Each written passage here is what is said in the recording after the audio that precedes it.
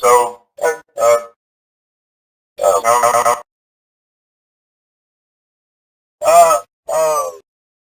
so, you know,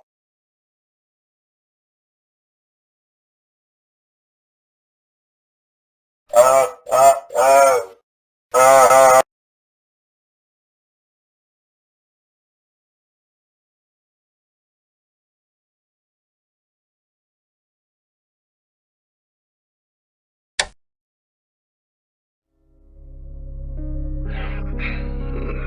There we go.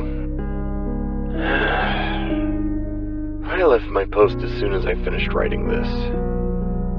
I left my location and never looked back. I spent a while traveling through Boise, Idaho, just looking around. Those people I passed looked at me funny.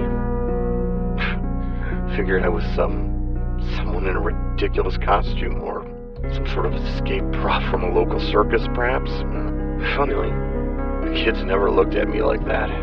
Maybe some of them recognized me from Freddy's. Well, I was alright. You know, a person, like they were. I kept searching, and after no luck, I left town and started walking. And I kept walking for a long time. I walked the entire length of southern Idaho and kept walking. Montana, Utah, Colorado. I just kept walking. Little things came back to me once I was out of that checkerboard prison. You know, familiar roads, familiar smells. I still have no clue where my old house was, but I remembered that I was married, and that my wife had died long ago. I even remembered my name. My full name, Jake Wilson. My son must have been Jason Wilson. I had a full name to work with. I had enough to find my son. I got a phone book and searched for every Jason Wilson in the country. Turns out there's quite a few of them, so I started walking. Started in my home state of Nebraska. Figured I had to start somewhere, right? Perhaps he was living near our old home. I traveled door to door looking for him and was met with varied reactions.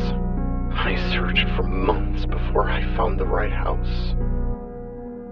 It was located in northern Nebraska, a quaint suburb. I arrived in the evening. I walked up the smooth driveway, trudging through the snow. It was winter at that point, and I saw a light coming from the front window, so I peered inside, and I saw him, Jason.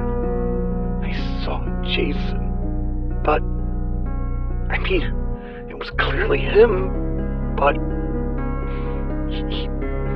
he was grown up, like me. At that point, it occurred to me, how long had I been at Freddy's? How many years has that damned company stolen from me? Was I a fool to expect to see my son as I remembered him? I looked at the whole house, up and down. My son. He turned out all right. Hell, better than all right. He turned out just fine, even without me. And that's when she ran in, a small girl, into his embrace. And a woman entered the room behind her, wearing an apron.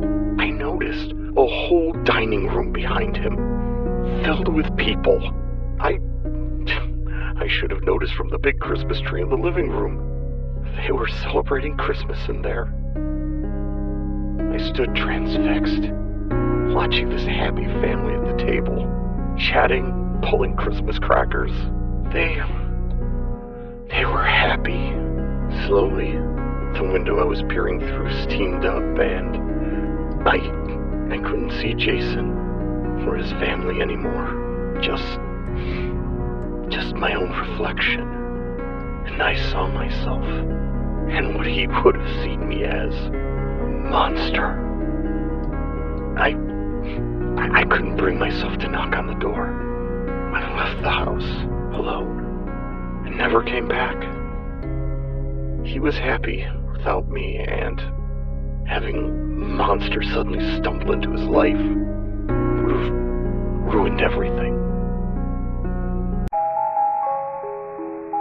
Sir, do you think I'm a bad father?